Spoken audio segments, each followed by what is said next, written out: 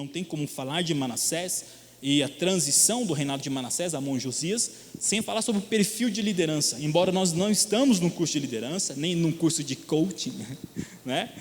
Nós estamos no estudo bíblico, mas é fundamental falarmos sobre liderança, até porque a igreja brasileira tem pecado no que diz respeito à liderança. Se tem um problema da igreja brasileira, poderíamos dizer que 99% não diz respeito à cristandade em si, mas sim aos seus líderes, né? Porque se nós temos líderes devotos do evangelho, nós temos uma igreja saudável. Agora, se nós não temos uma igreja saudável, qual é a razão da falta de saúde da igreja? O que ela está ouvindo? Se o que deveria ser pregado é o evangelho que promove saúde, então a responsabilidade da promoção da saúde da igreja deveria ser a partir daqui de cima do que se ouve. E se a igreja não é saudável, o que ela está ouvindo?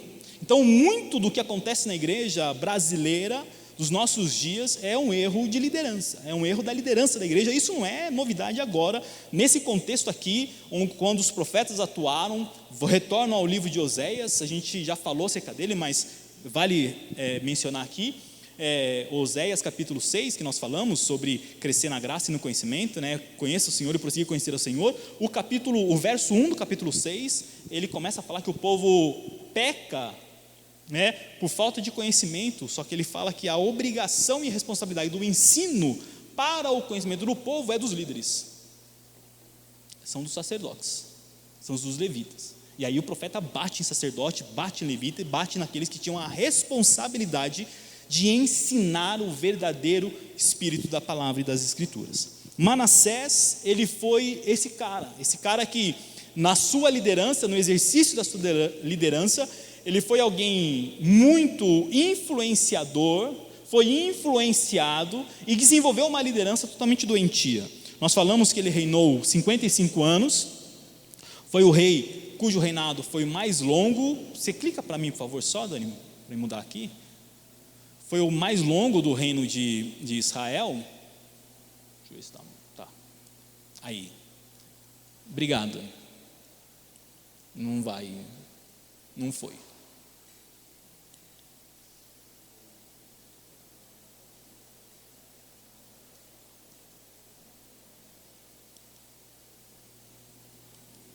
Aí, obrigado. Ele tinha 12 anos quando começou a reinar, provavelmente como um príncipe regente. Nós já falamos a respeito do que se trata esse período regencial de Manassés. Ele, infelizmente, levantou novamente os ídolos que seu pai destruiu e restabeleceu o culto a Baal. Ele chegou ao cúmulo de sacrificar os próprios filhos, né, no fogo, como sacrifício no fogo, a Moloque. E ele ainda encheu Jerusalém de sangue. A tradição judaica diz que ele foi o responsável por matar o seu tio-avô, Isaías, o profeta. E é interessante perceber, quero já introduzir aqui um pouco esse lance da liderança, porque olha o que acontece com Manassés. Ele é um rei, ele tem conselheiros, como todo reino tinha os seus conselheiros. No entanto, ele só aceitava os conselhos daqueles que concordavam com ele. Quando os profetas que vinham, que eram os seus conselheiros pessoais, da parte de Deus, orientá-lo contrário à sua vontade e a favor da vontade de Deus, ele mandava executar. E é interessante perceber isso, porque normalmente é o que acontece. Nenhum líder gosta de ter alguém sob a sua liderança que lhe fala alguma coisa que ele não quer ouvir. É mais fácil ter gente que concorda comigo. A gente pensa que boa liderança é ter pessoas que concordam com a gente. E na verdade é o contrário. Se eu tenho 10 pessoas sobre a minha liderança e todas elas concordam comigo, e uma apenas discorda, aliás, 9 são desnecessários. Eu preciso de pessoas que discordem de mim. Liderança demanda pessoas que discordem, porque são essas pessoas que discordam que nos apontam as áreas frágeis da nossa liderança que precisam ser melhoradas. Quando eu falo na aula de política, filosofia política, eu falo muito acerca disso. Democracia só se estabelece a partir da oposição. Só existe democracia se houver possibilidade de oposição. E um bom governo democrático se estabelece quando tem uma oposição forte. Porque uma oposição forte dentro de um sistema de governo democrático aponta para o governo justamente aquilo que são os ambientes frágeis do seu governo. Quais são as leis, quais são os projetos, quais são as políticas públicas, quais são as políticas sociais, quais são as políticas econômicas que precisam ser melhorados. E é justamente quando tem uma forte oposição de um governo, ou seja, de uma liderança, é que um governo pode se amealhar de meios humanos e materiais para fechar todas as brechas. Agora, ter ao lado pessoas que simplesmente concordam com você, se essas pessoas simplesmente concordam com você e não te apontam as fragilidades da tua liderança ou de uma liderança, todas elas são desnecessárias. Não precisam estar em cargo de liderança nem como conselheiros. E isso acontece com Manassés. Ele se amealha de pessoas que só simplesmente concordam com ele. E qual é o resultado dessa liderança? Ele leva todo o reino ao pecado. Ele leva toda a cidade ao erro. Ele leva todas as pessoas à prostituição espiritual, à perversão espiritual e à idolatria. O impacto de uma liderança profana, o impacto de uma liderança sem ninguém que possa confrontá-lo, é justamente o resultado, é destruição. Isso acontece com Manassés. Aí nós vimos como que foi o processo do cativeiro de Manassés. O verso 10 a 13, no capítulo 33, abordam o cativeiro. Quando chega lá, ele lamenta, ele chora, ele é levado como disciplina por Deus, porque Deus havia falado, tinha enviado profetas sistematicamente para apontar para ele o erro, falando para ele: arruma a tua casa, põe em ordem a tua casa, você está desviando o povo. No entanto, ele não dá ouvido, e Deus então disciplina ele. E é interessante perceber que toda a disciplina divina, ela tem um objetivo, que é a restauração da vida. Nenhuma disciplina, nenhuma exortação de Deus tem como objetivo matar as pessoas, destruir pessoas. Toda disciplina tem um objetivo de restauração. Toda exortação tem como objetivo a restauração. A gente entende as palavras da Bíblia, principalmente a palavra escrita exortação, de uma maneira totalmente errada. A gente pensa que exortar é chamar a atenção. A gente pensa que exortar é disciplinar no sentido de punir. A gente pensa que exortar é enfiar o dedo na cara e falar a verdade. Quer ver o que é exortar? Só para você entender do que eu estou falando. Biblicamente falando, exortar tem outro contexto, outra aplicação. Eu vou ler aqui com você, na primeira carta de Paulo a Timóteo. Deixa eu só achar o texto.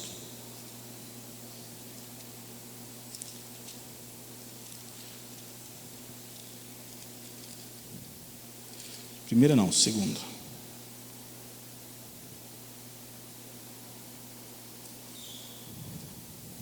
Capítulo 1, verso 6, da segunda carta de Timóteo, ele começa falando o seguinte: por essa razão, porque ele vem dando graças, né, e falando, o apóstolo Paulo sabe que vai morrer, a segunda carta é o prenúncio da sua morte, ele sabe que ele vai morrer, foi condenado à decapitação. Então ele escreve para Timóteo, que vai suceder ele no ministério. E é interessante perceber que na liderança de Paulo, ele sempre antevê as coisas, ele precede os fatos, e ele age em favor daquilo que ele sabe que vai acontecer no futuro. E uma das coisas era a sua substituição. Ele precisava deixar alguém responsável pela igreja, principalmente a igreja de Éfeso, que na época era uma igreja extremamente problemática. E ele então vai deixar Timóteo como pastor na igreja de Éfeso, e ele faz esta recomendação para Timóteo. 2 Timóteo capítulo 1, verso 6. Por esta razão, pois, está escrito aí? Te admoesto, te exorto. A palavra admoestação aqui, no hebraico, aliás, no grego, é a mesma que exortação. Por essa razão te admoesto, por essa razão te exorto. E qual é a exortação? Que reavivas o dom que habita em ti, pela imposição das minhas mãos. Qual é a admoestação? Ele continua, se você começar a ler o texto, você vai ver que ele fala: olha, eu te admoesto a não se envergonhar do evangelho, eu te admoesto a manter as palavras da sã doutrina que você ouviu com amor em Cristo Jesus, eu te admoesto a guardar o bom depósito mediante o Espírito Santo que habita em você, eu te admoesto, eu te exorto a pregar o evangelho, seja a tempo e seja fora de tempo. Então a palavra grega para exortação é a mesma que admoestação. Então é uma orientação que tem como objetivo impedir com que as pessoas, ou aqueles que vão receber essa mensagem, de traçarem um caminho do erro. É uma exortação, é uma orientação à disciplina, é uma exortação a acertar o caminho, a retornar aonde você errou, aonde você pecou, e você tomar o caminho de volta. Quando você toma, por exemplo, um caminho errado, você está viajando, e você está no Google Maps, ou no Waze, né? E você erra um caminho, o que o Waze faz? O que ele fala? Recalculando, né? E normalmente o que a gente faz para a gente poder se achar? A gente tenta encontrar o caminho onde nós estávamos, qual foi o ponto qual a curva ou qual a entrada que nós pegamos errado, para continuar a jornada. Nós voltamos aonde nós erramos para continuar a jornada. Então é isso, exortação é isso, disciplina é isso, admoestação é isso, é retorno aonde você errou e seguir o caminho. E que acontece isso com Manassés, ele erra, ele peca, Deus então exorta ele, disciplina ele, admoesta ele, e ele vai para o cativeiro, e lá no cativeiro ele se arrepende, ele se constrange, ele se quebranta, e Deus então permite com que ele seja restaurado. E aí ele retorna, nós falamos isso, e ele vai então implantar uma série de reformas religiosas depois que ele retorna do cativeiro. O capítulo 33, versos 14 e 17 fala a respeito do regresso de Manassés. Diz que ele retorna, ele tenta organizar o templo, ele reorganiza o culto no templo, ele reorganiza os turnos dos sacerdotes e levitas, ele começa a quebrar postes de ídolos, ele chama o povo e conclama o povo à adoração a Deus e a servir somente a Deus. E ele morre. Após a morte dele, o seu filho vai reinar em seu lugar, que é Amon. Ele vai reinar no lugar de Manassés. Até aqui alguém tem alguma dúvida? Quer falar alguma coisa? Não entendeu? Eu explico de novo, né? Só não vou falar para explicar diferente, porque daí eu não vou saber explicar diferente. Eu explico, pelo menos você desembucha, né? Você fala, se tiver com dúvidas. Vamos lá, vamos continuar então? Então capítulo 33, verso de número 21. Olha o que diz: tinha Amon 22 anos de idade quando começou a reinar, e reinou apenas 2 anos em Jerusalém. Olha qual foi o impacto da vida de Manassés na vida de seus filhos, aqueles que lhe sobraram da execução, e posteriormente, quando ele retorna, aqueles que nasceram, porque ele governou durante 55 anos, cresceram vendo o pai, ou dentro do contexto de idolatria paterna, onde o pai tenta fazer reformas, construir um ambiente de serviço a Deus, mas o estrago de uma má liderança, o estrago da idolatria, o estrago do desvio do alvo, já estava eminente, já era uma realidade. Isso é interessante a gente perceber, porque muitas vezes nós estamos vivendo consequências dentro da nossa vida, seja na nossa casa, muitas vezes, inclusive com os nossos filhos, e a gente culpa a Deus muitas vezes, né? Ou transfere para a igreja a responsabilidade. Nossa, mas desde pequeno eu trouxe para a igreja, meu filho cresceu na igreja, meu filho na igreja não fez nada, como se a igreja tivesse a responsabilidade de fazer alguma coisa pelo filho dos outros, mas tudo bem, né? Não, olha, mas a igreja, né? E agora olha o que aconteceu. Não, a pergunta não é o que a igreja fez ou deixou de fazer, a pergunta é qual é o cristianismo, ou qual é a fé em Deus que você expressa e manifesta dentro da sua casa. Isso vai ter repercussão. Contexto familiar é fundamental para a formação do caráter e a formação da cosmovisão de qualquer indivíduo. Às vezes nós reclamamos, muitas vezes, dos nossos filhos, sem saber que a reclamação que fazemos dos nossos filhos são reclamações que deveriam ser feitas e dirigidas a nós, porque aquilo ali é cria minha, aquilo ali é cria nossa. E a gente culpa eles falando, não, cada um tem personalidade, né, diferente. Não estou falando de identidade, cada um tem a sua identidade. Mas visão de mundo, visão da vida, visão educacional, respeito com os pais, respeito com os demais, respeito com as instituições, respeito com os mais velhos, essas coisas se aprende dentro de casa. A maneira com que nós introduzimos isso aos nossos filhos. Por isso que a Bíblia diz lá em Provérbios: ensina o teu filho no caminho em que ele deve andar, e quando ele for mais velho, ele não se desviará dele. Ou seja, ele pode seguir o seu caminho, ele pode seguir o fluxo, aquilo que você ensinou desde pequeno vai estar guardado lá, e um dia vai se manifestar. Agora a questão é, qual foi a maneira e o método que você utilizou para o ensino? Qual foi a pedagogia que você utilizou para o ensino? Né? Isso é muito importante. E no caso de Manassés, nós poderíamos abordar esse tema de Manassés em diversos aspectos. Poderíamos falar sobre família aqui em Manassés, poderíamos falar sobre casamento aqui em Manassés, poderíamos falar sobre relação de pais e filhos com Manassés. Estamos falando sobre liderança com Manassés. Quais são as implicações de uma boa e de uma má liderança a partir do governo de Manassés? Nós poderíamos abordar diversas questões, mas o fato é que aquilo que aconteceu na vida de Manassés marcou a vida dos seus filhos. Não a vida dos seus filhos apenas, mas de toda uma nação, de toda uma geração. E uma geração sofreu a pena, sofreu a paga, sofreu a disciplina, a exortação de Deus em razão dos erros que foram incitados por Manassés. Quando a gente chegar um pouquinho mais para frente, aqui depois de Josias, nós vamos ver que vai estar descrito que Deus, em razão da perversão de Manassés, ficou irado e não iria deixar passar batido o pecado do reino de Judá. Assim como ele não deixou passar batido o pecado de Israel, não deixaria também passar o pecado de Judá, e ele levaria Judá para o cativeiro babilônico para discipliná-lo.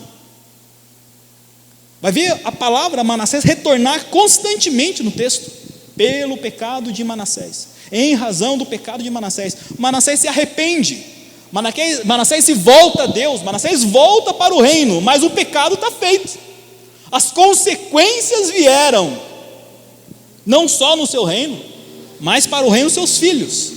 É interessante perceber a semelhança de Davi,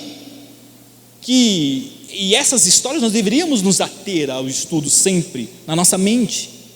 Deus não lima o ser humano das consequências do seu pecado, Ele perdoa o pecado, Ele apaga o pecado, mas as consequências são inevitáveis. Você é livre para escolher o que você quiser, o caminho que você quiser, e isso já o existencialismo de Jean Paul Sartre já afirmava. A pior condenação do ser humano é a sua liberdade. Por quê? Porque na liberdade ele escolhe, ele é livre para escolher, mas ele não é livre para abrir mão das suas consequências. A partir da tomada de uma decisão, as consequências não demandam mais de você. E nós muitas vezes reclamamos das consequências, por quê? Porque nós queríamos que, em razão do nosso arrependimento, as consequências também fossem mudadas. A gente peca, a gente repeca, a gente sapeca, a gente tripleca, e depois quando vem as consequências, fala: Deus, mas eu me arrependi. Vem chorar para o pastor no gabinete: mas eu já me arrependi, por que eu estou colhendo sempre a mesma? Olha, mas o que você plantou lá atrás? E é engraçado que a gente não pode esquecer é de que existem consequências que vêm a curto, médio e longo prazo.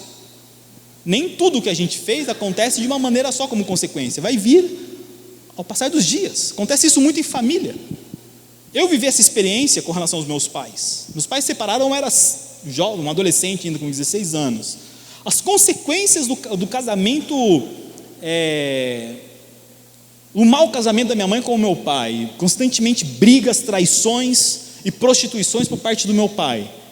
Isso na minha vida veio não quando eu tinha 16 anos como consequência, assisti tudo aquilo. Veio posterior, foi na minha juventude, para o lado da maturidade, com 18, com 19, com 20 anos, quando eu comecei a viver e expressar na vida tudo aquilo que estava inconsciente gravado dentro de mim. E eu começo a manifestar as coisas que eu via meu pai fazendo, não de maneira consciente, mas de maneira inconsciente. Eu comecei a reproduzir. Eu não comecei a produzir, eu comecei a reproduzir tudo aquilo que eu havia aprendido e que estava gravado.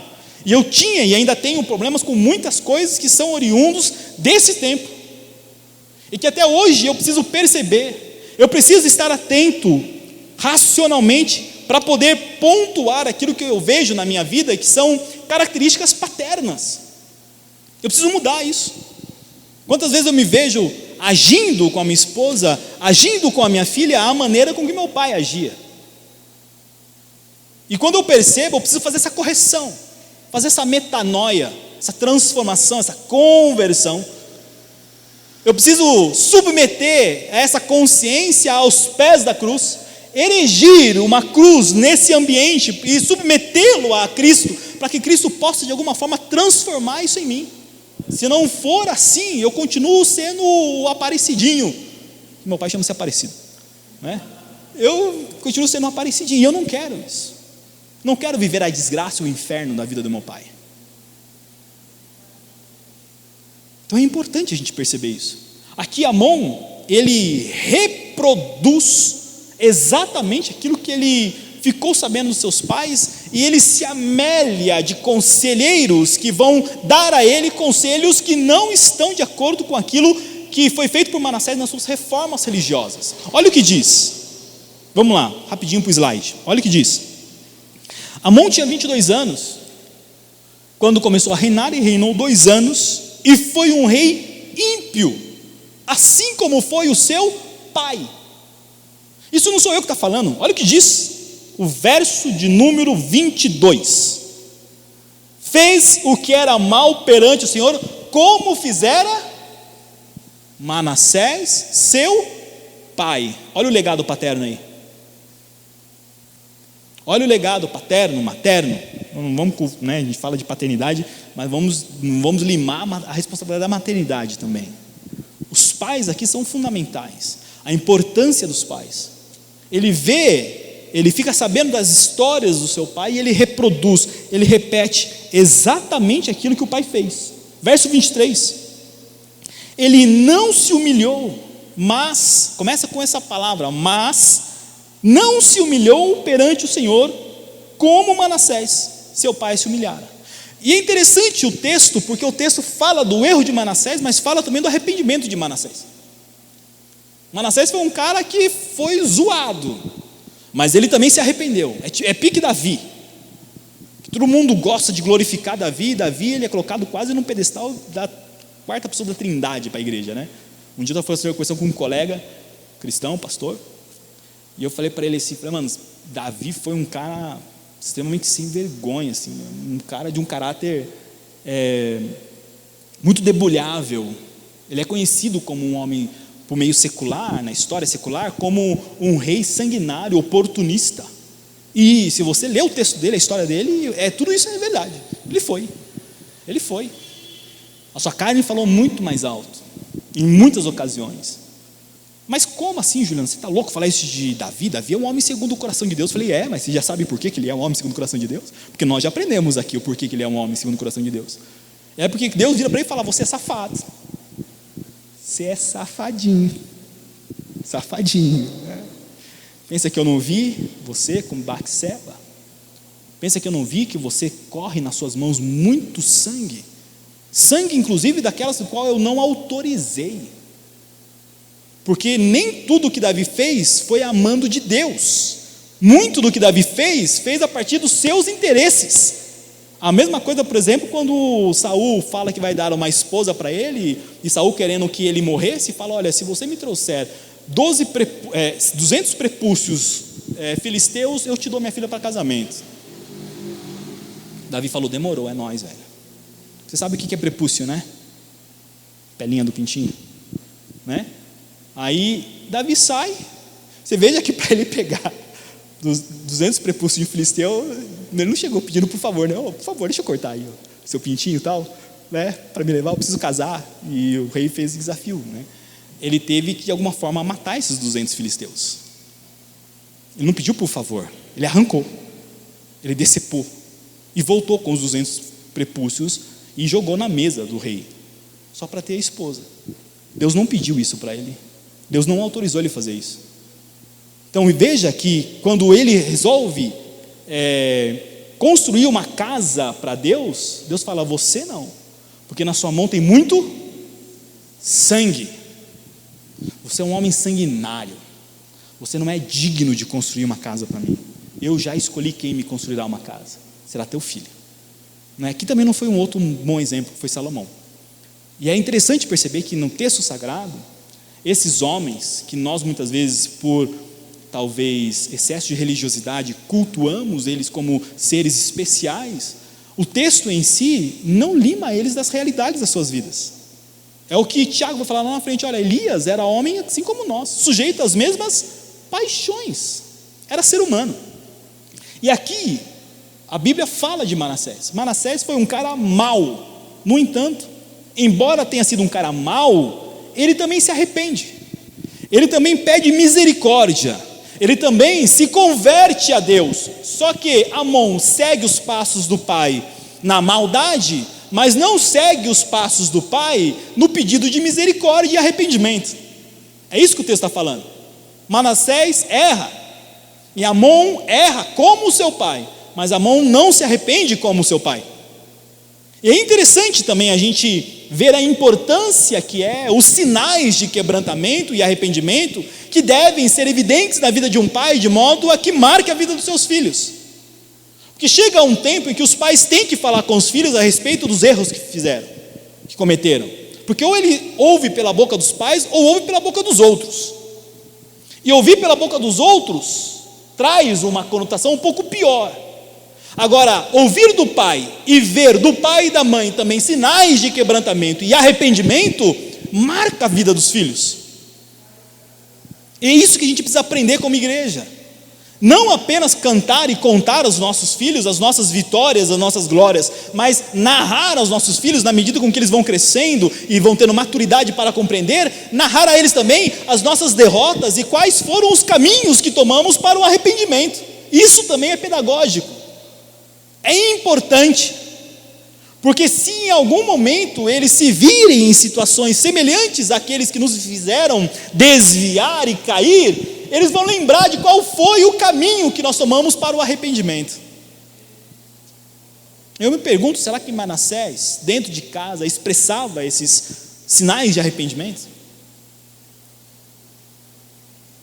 Será que Manassés manifestava esses sinais? Como será esse ambiente familiar de Manassés? Ou será que, assim como Davi, ele sentia muita culpa por tudo que fez, que em razão da culpa que sofreu, tornou-se um pai omisso na vida dos filhos, a tal ponto de não exercer influência a partir do arrependimento, mas exerce influência a partir da maldade, e o arrependimento não se manifesta também na vida dos filhos, e não se manifesta de tal forma que esse cara reina apenas 2 anos, porque ele segue literalmente a cartilha do pai. Ele faz aquilo que é mal perante o Senhor, para provocar a ira. Olha o que diz o verso de número 23. Ele não se humilhou perante o Senhor como Manassés seu pai se humilhara. Antes, Amon se tornou mais e mais culpável.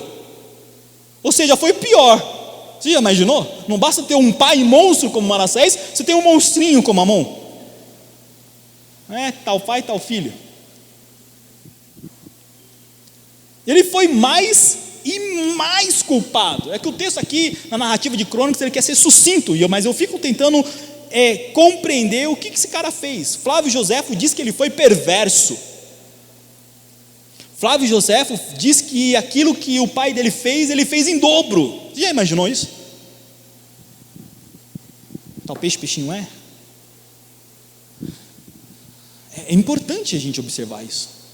E Deus não deixa passar batido. Não apenas Deus não deixa passar batido, como quem estava próximo a ele. E veja que ele fez tudo isso em 2 anos. Manassés reinou 55. Diz o texto que ele faz em 2. E os caras falaram: mano, vamos dar um fim nesse cara, porque se em 2 ele já fez isso, imagina se ele ficar 55. Se em 2 ele já foi pior do que Manassés, em 2. Porque olha o que diz. Ele se tornou mais e mais culpável. Verso 24: conspiraram contra ele os seus servos e o mataram em sua casa. Os servos dele não aguentaram esse cara. Os caras que estavam ao lado dele, os conselheiros dele, os servos dele que trabalhavam para ele, não toleraram a maldade desse cara. Pô, mas esse cara é muito perverso. Esse cara é pior do que Manassés, mano. Ou a gente tira esse cara daqui, ou esse cara vai acabar com a gente. Os caras tramam contra ele, tamanha perversão e perversidade desse cara no reino, que eles resolveram pôr fim a essa perversão e achavam que tirar a vida do rei era a solução. Ele morre, ele é assassinado, ele é executado. E é interessante perceber o seguinte, olha o que diz: o reflexo da liderança de Manassés na vida de Amon.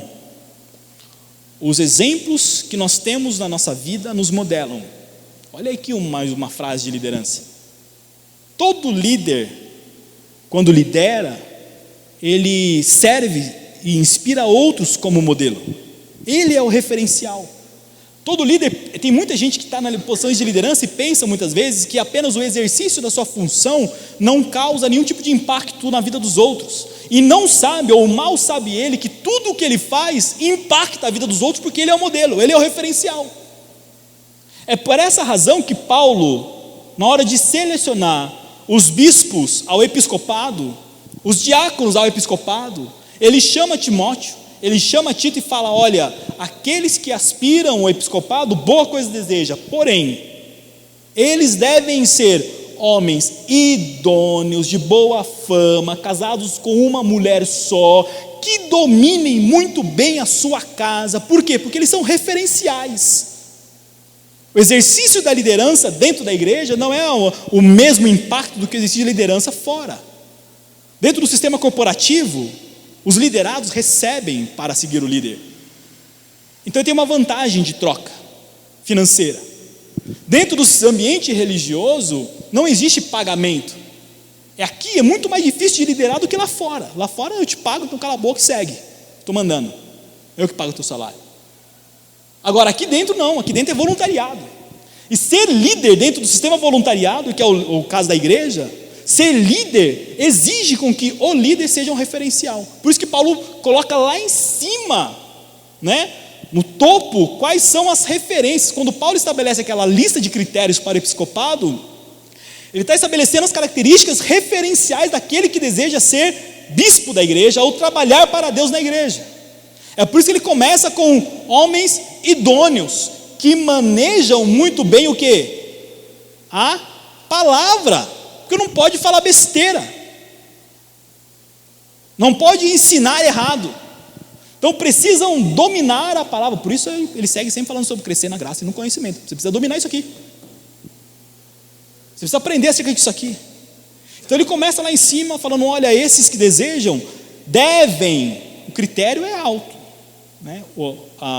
Vamos colocar assim, como é que chama? O corte, como é que chama na faculdade? A gente fala, a nota de corte é alta, né? A nota de corte é alta. Dependendo do curso que você vai fazer, prestar numa faculdade, você presta vestibular, né? Se você tirou 300, 400 reais de nota, mas a nota de corte lá é 650, 700, você não entra de jeito nenhum. Por quê? Porque é fazer uma seleção dos melhores. O episcopado é fazer uma seleção entre aqueles que são os mais aptos para o ministério. Então ele eleva a qualidade. Por quê? Porque são referenciais. Essa é a razão de que ele fala: olha, o bispo tem que ser marido de uma mulher só, dentro de um contexto de poligamia. Porque as culturas do Oriente Médio, muitas culturas cananeias eram poligâmicas. Então, e muitas delas se convertiam ao cristianismo. Então, qual é o critério de Paulo falar que o bispo deve ser marido de uma só mulher? Porque ele deve mostrar qual é o referencial do matrimônio. Qual é o referencial bíblico do matrimônio? Qual é o referencial bíblico lá em Gênesis, no início da família? No início não tinha Adão, Eva 1, Eva 2, Eva 3, Eva 4. Era Adão e Eva, ponto. É assim, homem, uma só mulher. Agora, numa igreja onde pessoas poligâmicas estão se convertendo, esses podem ser bispos, por mais que manuseiem a palavra, por mais conhecimento que tenham, mas são referenciais de acordo com a palavra? Não são, então não podem exercer o ministério. Então Paulo fala: olha, os bispos, quem deseja episcopado, se quer trabalhar na obra, lembre-se, você tem que ter uma mulher só. Aí depois ele continua a lista, e a lista vai lá em cima. Por quê? Porque ser líder, exercer dentro da igreja o ambiente de liderança, né, função de liderança, tem um impacto na vida dos outros. E o impacto ele é positivo ou negativo. Eles sempre servem como modelos, como referenciais. E toda liderança aqui são modelos de referenciais. Os exemplos modelam, a nossa ação modela, as nossas palavras modelam, aquilo que nós falamos, aquilo que nós agimos, aquilo que nós determinamos, as decisões que tomamos, vão passar sempre uma mensagem E qual é a mensagem que está sendo passada? Então, a liderança de Manassés parte desse mesmo princípio. Olha essa frase. Os líderes sempre modelam por aquilo que fazem e também por aquilo que deixam de fazer. Não tem como você fugir disso. Ou você influencia a partir daquilo que você faz, ou você influencia por aquilo que você deixou de fazer. Aqui no caso de Manassés, ele influencia por aquilo que ele deixou de fazer, provavelmente. Porque ele influencia por aquilo que ele faz, que é o mal. Mas o arrependimento, o caminho do quebrantamento, aquele caminho de conversão que ele fez na câmara secreta, dentro de uma masmorra assíria, ninguém vê. E ele não conta para ninguém, provavelmente, porque aquilo que ele não fez, que foi narrar, ninguém seguiu. O arrependimento dele, a misericórdia, o quebrantamento, ninguém segue, inclusive a sua casa. Os filhos não seguem. Provavelmente, então, ele tenha errado também por aquilo que ele não fez. Então, o líder, ele influencia por aquilo que ele faz, e ele influencia por aquilo que ele deixa de fazer. Se o líder é responsável, então ele tem liderados responsáveis, porque ele influencia pelo exemplo da responsabilidade. Se o líder é irresponsável, ele tem liderados irresponsáveis, porque ele influencia por aquilo que ele deixa de fazer. Se o líder é comprometido com a sua obra e o seu trabalho, os seus liderados vão ser comprometidos, porque ele influencia por meio daquilo que ele faz. Agora, se ele não é comprometido, os liderados também não serão comprometidos, porque ele também influencia por aquilo que ele deixa de fazer. E dentro do caminho com Deus, não tem como você seguir aquele padrão secular, do tipo, faça o que eu faço, mas não faça o que eu mando, mas não faça o que eu faço. Aqui dentro não tem como. Dentro do ambiente da igreja, não é possível. Dentro das relações entre homem e Deus não são possíveis esse tipo de atitudes de terceirização, de justificativa ou de se eximir da responsabilidade. Aqui em Manassés fica evidente isso. Ele influencia por aquilo que ele faz, maldade. Só que o arrependimento dele parece que não ganha o mesmo impacto dentro da sua própria casa, porque por lado de fora, no povo, não tem tanto contato com ele, certo? Ele pode impor uma reforma, como aconteceu, por exemplo, com Josias. Ele impõe, né? Vocês agora vão servir a Deus, pronto. Se eu pegar alguém servindo a outra divindade, eu mato, né? Vai ser preso. Você impõe por lá de fora. Agora, dentro de casa, são exemplos. Filhos não seguem retórica, filhos não seguem palavras, filhos seguem exemplos. Dentro do ambiente religioso, aqueles que estão sob a nossa liderança dificilmente seguem nossas palavras também, eles seguem nossos exemplos. É só você ver o texto, por exemplo, dentro do contexto neotestamentário, Jesus narrando a respeito de liderança, quando ele é questionado pelos fariseus a respeito de quem seria o seu próximo, ele narra a história do bom samaritano, lembra? Lembram quais são os personagens da história do bom samaritano? Um sacerdote, um judeu, os ladrões, sacerdote, levita e o samaritano, certo? Quais são as duas principais lideranças do povo judeu nessa história? Quais são? Levitas e sacerdotes. Só que entre esses dois tem uma hierarquia, quem é maior, quem que é o superior e quem que é o subalterno. O sacerdote é superior e o levita é o subalterno. Desde que na história Jesus fala, olha, o sacerdote passou e não cuidou daquele que caiu no caminho. Veio o seu subalterno, passa. Mas se o sacerdote não fez, por que eu preciso fazer? Talvez o sacerdote tenha falado, essa não é a minha função, função do levita. Não é minha função, é a função do levita. Mas a gente não segue palavra, a gente segue exemplo. E levita também não seguiu, não fez aquilo que deveria ter feito, ele segue o exemplo do seu líder, sacerdote. E ele também não cuida do caído.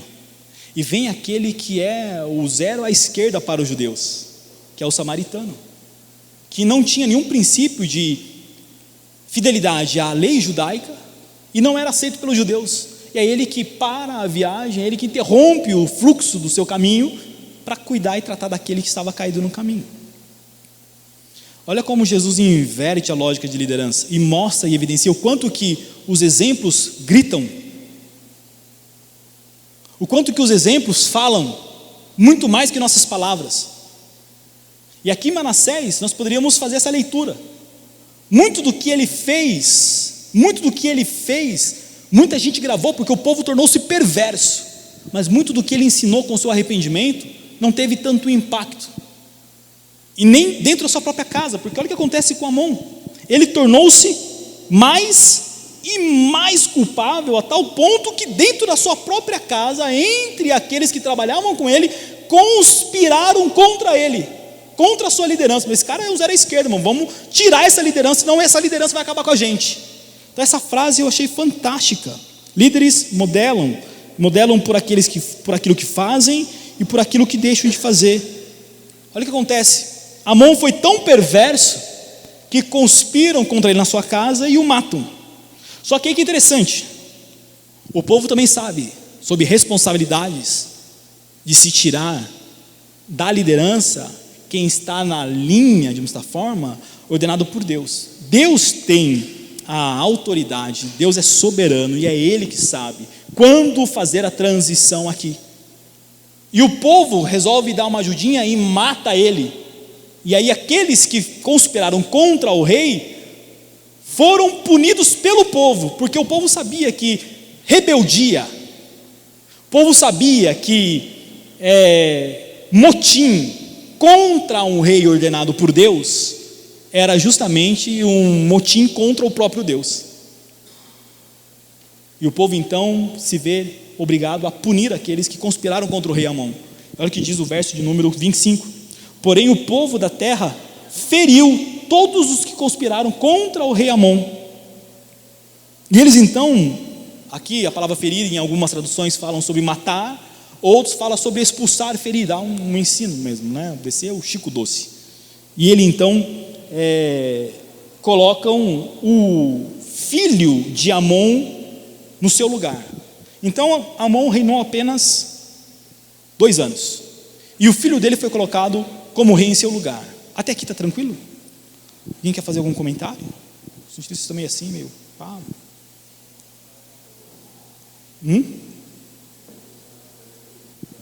Não entendi. É impactante, né?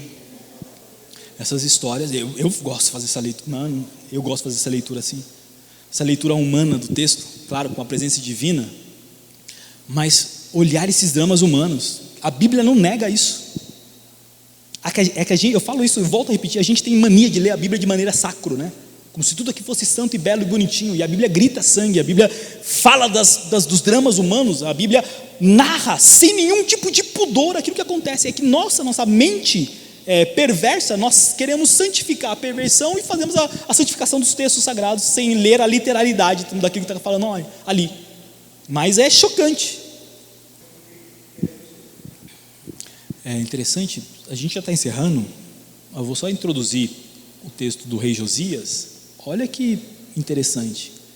Eu vou fazer o contraste com vocês entre o reino de Manassés e o reino de Josias. Totalmente o oposto. E talvez, pastor, aqui em Josias, nós temos a resposta para aquele levantada da problematização que fizemos semana passada, sobre a questão da liderança e juventude. Eu estava lendo, relendo, o Flávio José fala uma coisa fantástica que eu fiz questão de colocar no slide. Só para a gente começar, olha o que diz. Então, Amon morreu, 2 anos reinou, certo? Tranquilo, Amon, alguém tem dúvida de que esse cara foi perverso? Não seguiu o exemplo do pai?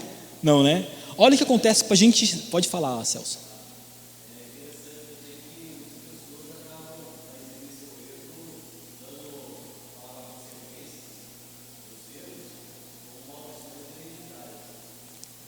Sim. Eu sou assim porque meu pai foi assim. Filho de peixe, peixinho é. Né? Eu sou assim porque minha mãe é assim. Na minha casa todo mundo é nervoso, todo mundo é. E é verdade. E é interessante o que você trouxe à tona, porque no começo, final da década de 90, começo da década de 2000, na virada do milênio, nossa, nós estamos velhos, né? Assistimos a virada do milênio. Né? Porque eu sou do século passado e do milênio passado. Né? Tem um monte de gente aqui que é desse milênio aqui. Mas nós vimos muito esse lance dentro da igreja, essa teologia da libertação, que não é a teologia da libertação pregada lá com o Congresso de Lausanne, né, trazida para o Brasil por Frei Beto, Leonardo Boff e tal, né, mas é a teologia da libertação no sentido de maldição hereditária. Ela serviu e ainda serve em muitos locais, principalmente dentro do contexto pentecostal e neopentecostal, nas comunidades neopentecostais, como justificativa para os nossos defeitos de caráter. Por nós não queremos pegar a nossa vida e submetermos ao Evangelho, nós falamos que isso é maldição. Então nós temos que vir numa sessão de descarrego cristão, né? A gente vem para o ambiente de descarrego, se tiver uma mesa branca, um cara de branco, então é melhor ainda, sal grosso, né? Se tiver rosa, se tiver essas coisas, é melhor ainda, porque nós precisamos fazer um encontro com Deus, né? O encontrão, nós precisamos ir lá, fazer uma regressão, nós precisamos voltar ao nosso passado, e isso que é feito dessa maneira, que usa-se técnicas de hipnose e técnicas de psicanálise para poder fazer esse processo de regressão, só que faz de uma maneira errada, sem nenhum tipo de cuidado e critério, e aí começa a evocar sobre a vida da pessoa toda a maldição, e esses ambientes passam a ser ambientes que falam muito mais do diabo, e falam muito mais dos demônios, do que supostamente deveríamos ser um ambiente onde falássemos de Deus e do Espírito Santo. E engraçado que chama-se todo, já pensou, e não é para a pessoa ficar carregada, vem para frente, culto de libertação, tomando para frente, e a gente começa, sai Tranca-Rua, Chucaveira, IPPP, Zé Pilintra, Iemanjá, e começa, num culto que deveria ser culto para Deus, começa a revocar tudo que é tipo de espírito, se essa pessoa não cair, a gente passa o rodo, porque não é possível, tanto peso que se coloca, né? Coloca a mão na cabeça e dá aquela girada e fala, vamos, Zé Pilintra, Tranca-Rua, Chucaveira, Caveira da meia-noite, pá. E a gente começa a evocar sobre a vida da pessoa tudo que é tipo de espírito maligno. Se isso não for possessão demoníaca, passa a ser histeria coletiva, mas que tem que ter algum tipo de salameleque e manifestação, e a pessoa cair, tem. Senão ela não se sente liberta. E a gente fala, olha, eu fui numa ação de descarrego ali, eu fui ali num culto de libertação, eu fui num encontro com Deus, eu fiz um processo de cura interior. Eu falei, irmão, todo encontro com o Evangelho é o encontro com o Evangelho num processo de cura interior. Todo encontro com Jesus é um processo de imersão para dentro de si. É só você ler lá, Marcos capítulo número 10. Quando Jesus encontra o gadareno, o que ele faz para o gadareno é uma imersão dentro dele, e ele pesca o gadareno no meio de uma legião de vontades, e devolve o gadareno para si mesmo. É um processo de imersão para o inconsciente do gadareno. É um processo de busca, de resgatar quem o gadareno é, no meio de tudo aquilo ali que ele se identificava. Mais de 2.000 personalidades, e chama ele, e devolve ele para si mesmo, e fala para ele agora, volta para casa, não precisa frequentar nenhuma outra sessão de descarrego, não precisa voltar semana que vem, não é sexo sexta-feira, não é sexo segundas, não precisa mais, o encontro com Jesus me liberta, o encontro com Deus nos liberta, e é um encontro, para a partir disso, nós iremos sendo transformados dia após dia, vivendo a novidade de vida. Então, Celso, eu concordo com você. Nós vivemos na década de 2000 para cá, né? Nós estamos agora na segunda década, chegando no final da segunda década de 2000, mas vivendo os reflexos ainda dessa transferência de responsabilidade e culpa, né? É mais fácil a gente. O ser humano e brasileiro gosta disso, né? Terceirizar a responsabilidade. O ser humano já é normal, começou isso lá do Éden já, né? Quando Deus chega para Adão e fala, o que você fez? Não fui eu, fui a mulher. Eva, o que você fez? Não fui eu, fui a cobra. Transferência de responsabilidade é muito fácil, o ser humano aprendeu isso muito rápido. E isso dentro da igreja é um fato. É melhor eu falar que a culpa é do meu pai e da minha mãe do que assumir aquilo que é minha responsabilidade. Eu não posso negar que existem influências. Eu não posso negar que a cultura do qual eu fui imerso e cresci determina muito a maneira com que eu vejo, mas a partir do momento em que eu encontro o Evangelho, não é mais a minha cultura que dita as regras, é a cultura do reino. Na maneira com que eu encontro Jesus, não é mais a minha ambiência familiar que determina a maneira com que eu vejo, ajo, respondo para a vida, mas é a cultura do reino. Afinal de contas, fomos transportados do império das trevas para o reino do Filho do seu amor. Se não for assim, não é conversão. Aí a gente passa um processo de transferência de responsabilidade.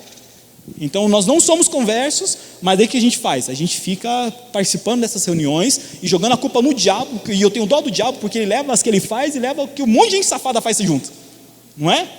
Porque eu acho que toda hora ele chega diante de Deus e fala: ó Deus, é o seguinte, essa aqui eu fiz, mas aquela ali não fui eu não, aquela foi teu filho que fez, não fui eu não, isso aí fez, e olha que ele fez melhor do que eu, que se eu fizesse na vida dele, não ia ter tanto impacto assim, né? Porque eu acho que ele faz isso, porque ele pelo menos, eu ia falar que ele é homem, né? Mas ele assume a responsa dele, porque lá no Éden ele assumiu, lá no Éden quando Deus olha para ele, não joga a bola para outro, não, foi Adão e Eva, não, eu não tive nada a ver com isso, está aqui, os dois safados não assumiram, a bola é minha, é isso mesmo, fui eu que tentei, é isso aí. E ele volta, é interessante se perceber, ele foi mais crente que todos nós, e ele isso diz que ele é crente, ele sabe do seu destino. O que nós precisamos é entender que existem coisas que acontecem na nossa vida e que estão no nosso inconsciente, que determinam a maneira com que nós respondemos, agimos, que são fatores do nosso passado, são influências, nós não podemos negar isso. Só que isso não é razão para nós não trabalharmos o que precisa ser trabalhado. Isso não é razão para nós aceitarmos ser aquilo que nós somos. Nós precisamos ser aquilo que Deus quer que nós sejamos. Eu não fui chamado a ser aquilo que meu pai é, eu fui chamado a ser aquilo que Deus quer que eu seja, a imagem exata do teu filho, a alcançar a estatura do varão perfeito. A partir do encontro com o Evangelho, a partir do encontro com a fé, a partir do momento em que a palavra começa a me lavar, né? Porque a fé vem pelo ouvir e ouvir a palavra, e a palavra é uma palavra que me lava, e me lava justamente dessas maneiras de agir, maneiras de pensar, e começa a mudar a minha cultura, começa a formar o meu caráter, e fazer com que o meu caráter se torne a forma do caráter de Cristo, a maneira com que eu me imerso e mergulho na palavra. Então eu começo a assumir uma forma, aquilo que Deus quer que eu seja.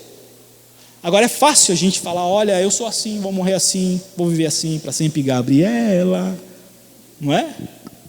A gente gosta desse evangelho do Gabriela, só que o convite do evangelho não é o evangelho de Gabriela, é o evangelho de ser transformado pela renovação da nossa mente, e não nos amoldarmos, não assumimos a forma do mundo, porque o mundo faz isso. É mais fácil colocar a culpa no pai e da mãe. É mais fácil, né? Meu pai é alcoólatra, então eu quero encher a cara, daí eu culpo com meu pai que é alcoólatra. Meu pai é viciado, então eu entupo meu nariz de farinha, ou chupo lata, ou arrebento na maconha, porque meu pai era viciado, né? Meu pai era um prostituto, como é o meu caso, é um prostituto, então eu me arrebento também na prostituição, me arrebento na sexualidade, e jogo a culpa então no meu pai, porque afinal de contas eu sou assim por conta do meu pai, né?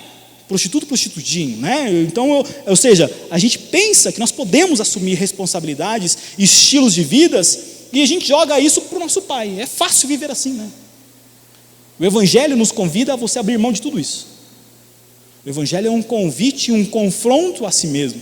Por isso que o Evangelho é um espelho, porque mostra aquilo que nós somos, mostra o nosso pecado, e mostra que nós não conseguimos mudar sozinhos. Por isso dependemos de um Salvador. E justamente essa consciência não está longe e não demanda esforço. A Bíblia fala que está entre a boca e o coração. Se a tua boca confessar que Jesus Cristo é Senhor e o teu coração crer para a justiça, será salvo. É com o coração e com a boca que se confessa, que faz confissão para a salvação. Eu ia entrar em Josias, não deu. Chega semana que vem. Alguém quer fazer algum comentário para a gente encerrar? Mais alguma observação? Pode fazer, irmãos, fica à vontade. Pastorzão? Boa. Então,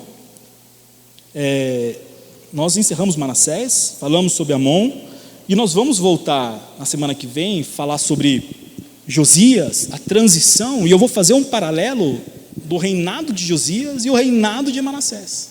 E qual é o principal fator? Aí eu vou ler. Não vou ler, não. Eu ia falar, deixa semana que vem, se você volta semana que vem. Qual foi o principal fator que determinou? Eu ia falar a palavra sucesso, mas é embaçado usar essa palavra sucesso, né? Foi muito pervertida nos nossos dias.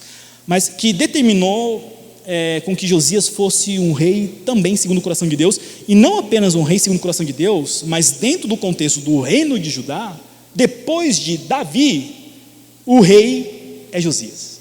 Só para você ter uma ideia. O que fez de Josias ser quem ele é? O que fez de Josias ser o cumprimento da palavra de Deus, de quem restauraria o culto e a dedicação do templo e da cidade e de Israel e de Judá a Deus novamente? Então nós vamos ver isso semana que vem. Só para você ter uma ideia, a palavra, o nome Josias significa aquele a quem Jafé cura. Ou seja, simboliza, ele carrega no próprio nome a cura para o reino de Judá. Aquele a quem Jafé cura. Esse é o significado da palavra Josias. Ele é também, vamos dizer assim, em alguns teólogos, um arquétipo de Cristo, um protótipo de Cristo. Aquele que aponta a Cristo a partir das reformas religiosas que ele faz, o restabelecimento do culto e principalmente, se você leia lá, capítulo 34 e 35 na sua casa, principalmente, aliás, 35 e 36, principalmente a retomada da festividade da Páscoa em Israel. Ele faz uma reforma tão profunda, a tal ponto, de que o cronista deixa registrado que nunca em Israel se fez uma celebração da Páscoa quanto nos tempos de Josias. Desde o último juiz, Samuel, não se celebrava a festa da Páscoa como Josias celebrou no reino de Judá. Olha o impacto de um coração que vem de uma herança maligna e perversa, filho de um rei totalmente perverso. Mas o que aconteceu com esse camarada que fez ele, jovenzinho ainda e adolescente, desejar buscar a Deus? Que com 8 anos, ele faz um pacto com Deus. Ele quer seguir o Deus dos seus pais. Mas quando ele está chamando de pai, não está chamando o pai Amon. Ele está chamando de pai Davi. E qual é o impacto de uma criança e posteriormente uma adolescente que escolhe servir a Deus com sinceridade e verdade? Quais são os efeitos de uma liderança? Quais são os exemplos de uma liderança que escolhe submeter a sua liderança a Deus e escolhe trazer para perto pessoas que importam para o projeto que ele está implantando no reino? Vai ver o impacto, vai ver Manassés do lado, Josias do outro. Vamos ver qual é o impacto do ministério de cada um, porque Manassés tentou também reformas, mas não obteve sucesso. E o que fez com que Josias alcançasse aquilo que ele havia tentado, que é reformar religiosamente o reino de Judá? Então volta semana que vem, nesse mesmo horário, nessa mesma igreja, nesse mesmo endereço.